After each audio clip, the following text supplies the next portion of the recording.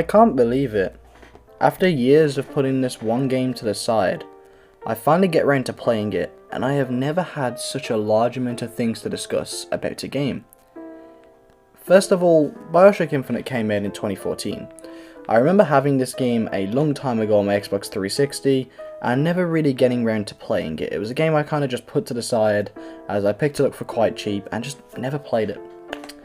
It recently went free on Epic Games, and currently at the time of recording this is still free, so if you use Epic Games in any sort of way, I recommend you claim it. I'm not a big fan of the Epic Games launcher, however, free games are free games, and I am so glad that I claimed this bundle.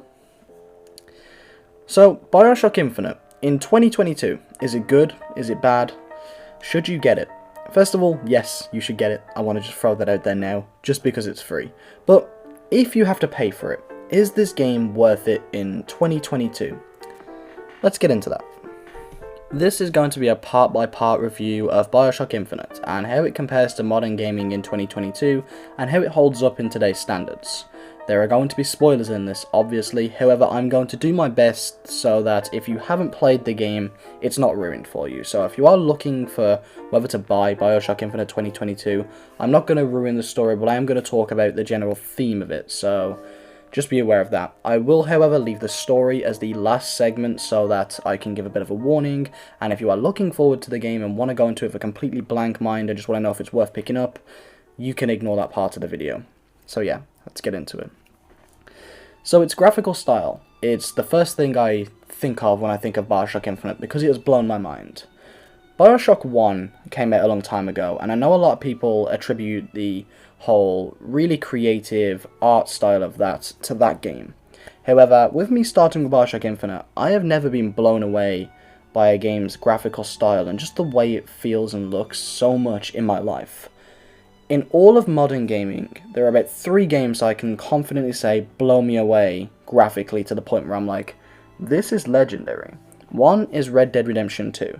I don't particularly like that game, but I will say that its art style and its graphical quality is unmatched.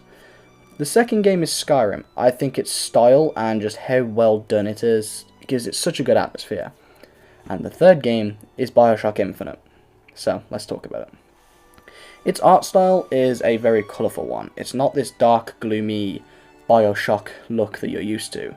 If you've played Bioshock 1 and 2, this art style is absolutely nothing like it.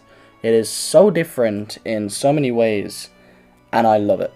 I think it's so nice. It's really refreshing, especially if you've come from Bioshock 1 and 2, to have a different atmosphere than this whole dark blue colour palette. It's really colourful, really vibrant, there's lots of bloom, there's lots of oversaturated effects, and you never get too much of one thing. One minute you're in a really saturated, nice, peaceful island, and the next minute you're in a really dark graveyard fighting a certain enemy I won't talk about. Either way, it's fantastic. I think its art style, art direction, and just general quality, even by today's standards, is genuinely unmatched. I've never sucked up to a game's art style quite like this before, and I can confidently say that it's at least in my top 5 games for art style, arguably my top 3 as I said earlier. It's one of those games that I feel will become a timeless classic when it comes to at least its art style and everything else, as we'll speak a bit later. And you can probably see that the theme of this video is going to be very positive. In my opinion, it's one of those games that in 20 years when gaming has evolved unbelievably, you will be able to load up even the 360 version of this and go, man, this game is pretty. Even the Nintendo Switch port looks fantastic, and as you can see by the gameplay on screen right now, I'm sure you're in agreement. This is a fantastic, beautiful world that really shows that devs have got the creativity when they put their mind to it to make something special. Now, onto the gameplay. So, the gameplay of Bioshock Infinite isn't your average shooter game. I can say that much to you right now, and I mean that in the best way. If you're used to the general Call of Duty style of going in, clearing a room, taking orders and going in one direction, not ever really looking back, then Bioshock will be such a fresh take on the FPS genre, and you're going to love it. So, it really does allow you to explore your curiosity, and allow you to really explore the map and traverse it however you wish. And I can definitely say that if you're someone who likes to explore, as well as have the non-stop action, perfect game for you. I have played a bit of Bioshock 1, and I've played a bit of Bioshock Infinite, and I'd say that they follow a very similar formula. Although I would say Bioshock 1 does it very well.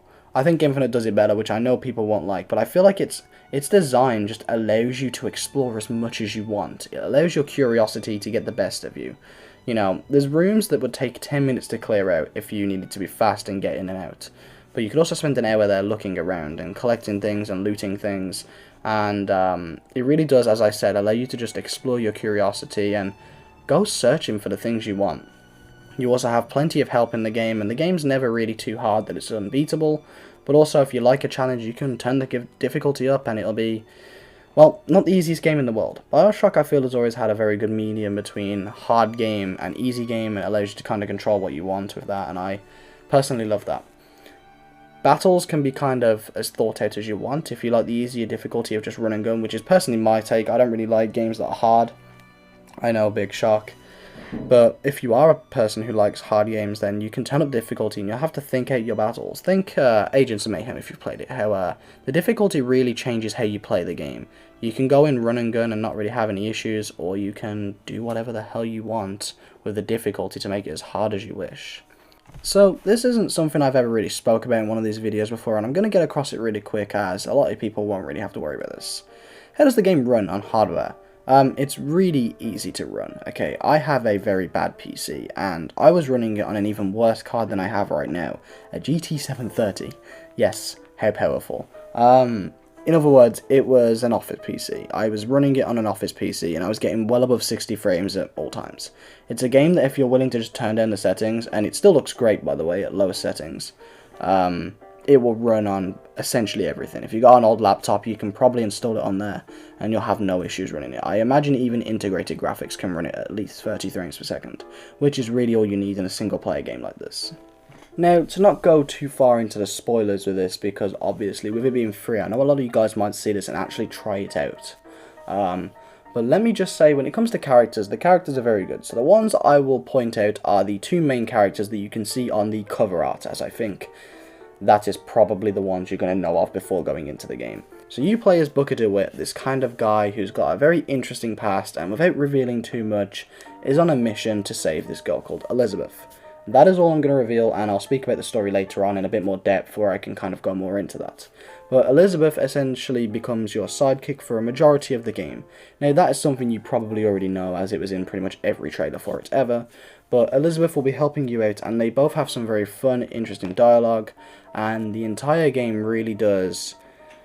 It allows these characters to be themselves. It allows these characters' personality to really shine through, and it doesn't feel like you're playing as some silent, boring protagonist from the earlier Bioshock games. And your sidekick, Elizabeth, is pretty fucking badass too.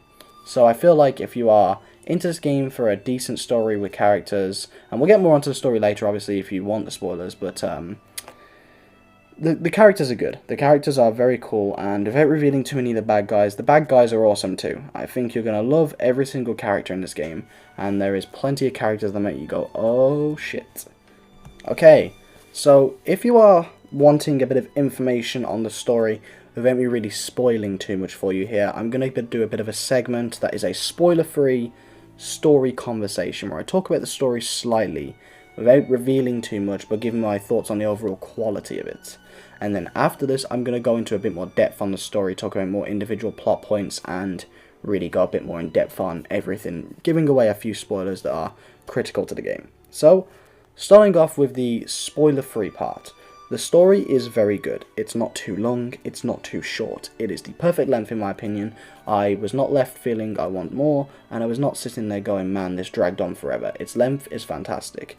You essentially are Booker DeWitt, and you have Elizabeth, and your mission is essentially to go after Elizabeth. You are going to be searching for Elizabeth on this amazing map called Columbia. That is your mission, and that is all I'm going to reveal in this part. You will be fighting through the trenches, fighting literally everywhere you can imagine to get this girl, and you are essentially on a big rescue mission to bring her back home to pay off a debt. That is essentially the first 5 minutes of the story explained to you. Obviously there's lots of plot points and a lot more twists that I'm going to discuss in a second here, but its story is really good. Not too overcomplicated until we get into the later part of the video, but it's very, its standard message of you are Booker DeWitt going to rescue this girl is super simple. It's one you can get behind, and it's one that, as the story unfolds, you are really unraveled in. It's very good storytelling overall, and I really think that if you are into a game for a good story, you will love this game. It's quite a complicated one at times, it's quite a simple one at times, but you're never lost. Okay, now, this is the spoiler warning. This is the part where I talk about the story in so much depth that it will spoil some plot points for the game. I'm going to do my best to, whilst speaking about this though, not completely ruin everything, you know, I'll keep as much to myself as I can, but I do want to talk a bit more in depth on this review, so that anyone who wants to come back later on and hear about it can come and hear my thoughts on it. So, let's get into it. So, this game, essentially, it explores the multiverse theory. Yes, I know. If you haven't played Bioshock, that is going to be a hell of a mindfuck compared to what I said in this original review. It's a really cool mindfucky story. It's super weird at times, but it's so good. There is parts where you form a rebellion against this evil fucking guy who's not paying his staff and shit, and it's so cool. There's parts where you are chasing down the Prophet, who is this bad guy who essentially took Elizabeth and locked her in a tower. The Prophet is a super cool enemy, and as you realise towards the end of the game, I'm not going to spoil it, don't worry, he's not who you think he is, and you will love that part of the game personally. I really think that if you are into this really cool deep narrative that, you know, it has underlines and undergoing stories above the original surface level story, you will love Bioshock Infinite. I think it's kind of on par with Bioshock 1 for me on its storytelling. I think it's fucking fantastic. I, honest to God, have never played a game where at the end I'm like, oh my fucking God. It left me literally my mouth open like, holy shit. That's insane. And with how well this game is designed and how beautiful it is, it really leaves you going, man, that was something fucking special.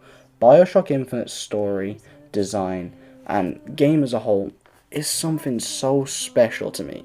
And maybe I'm just fanboying here, but as someone who has never really been into Bioshock before and has only played it very recently, I am pissed that I put it off for so long. It is arguably one of the best games I've played in the past 5 years. I remember this year I was sitting there going, man, Life is Strange True Colors is the best game I've played this year. Bioshock Infinite kicks its ass by a mile. It's fucking fantastic, and I can't rate this game highly enough. And again, it is free on Epic Games at the moment. Please, if you can take any advice from me ever, get it. Its story is so good, and it really does tell such an interesting narrative. In conclusion, Bioshock Infinite is a game I put off for so long. And now I'm kicking myself for not living through this game in its prime. Yeah, I'd have been young. Yeah, I probably wouldn't have understood it. But now that I'm playing it, I am so mad that I didn't play it earlier. I genuinely haven't felt this strongly about a game in a very long time. You know, with all the negativity in gaming, it was so nice to pick up a game that's not full of microtransactions, not full of, you know, big conspiracies and all these awful fucking connotations surrounding it. To just pick up a game that is absolutely fantastic and enjoy it. If you are looking for a game that is a not too long, not too short thrill ride with an awesome story that's not necessarily overly deep, but it is definitely complicated and something you can get invested into, then buy or play Bioshock Infinite in 2022. It is 100% worth it, and it is not only good in 2022, it's fucking fantastic. Thank you for watching, everyone. I hope you enjoyed.